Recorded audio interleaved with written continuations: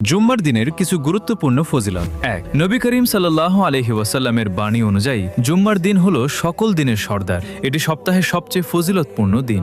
২। এই দিনে আল্লাহ তাআলা হযরত আদম আলাইহিস সালামকে সৃষ্টি করেন, আবার এই দিনেই তাকে পৃথিবীতে পাঠানো হয়। ৩।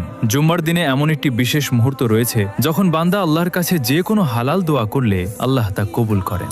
৪। জুম্মার দিনেই কিয়ামত সংঘটিত হবে। আসমান জমিনের সকল ফেরেশতা এই দিনটিকে ভয় করে। ৫।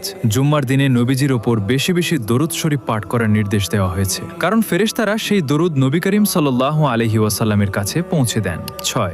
যে ব্যক্তি জুম্মার দিনে সূরা কাহাফ তিলাওয়াত করবে, আল্লাহ তাআলা তার জন্য এক জুম্মা থেকে পরবর্তী জুম্মা পর্যন্ত নূরের আলো জ্বালিয়ে রাখবেন। ৭। জুম্মার দিনে ফেরেশতারা মসজিদের দরজায় দাঁড়িয়ে নামাজে আগমনকারী মুসল্লিদের নাম লিপিবদ্ধ করেন। ৮। জুম্মার দিনে গোসল করা, খুতবা মনোযোগ দিয়ে শোনা এবং নামাজ আদায় করলে এক জুম্মা থেকে পরবর্তী জুম্মা পর্যন্ত ছোট ছোট গুনাহ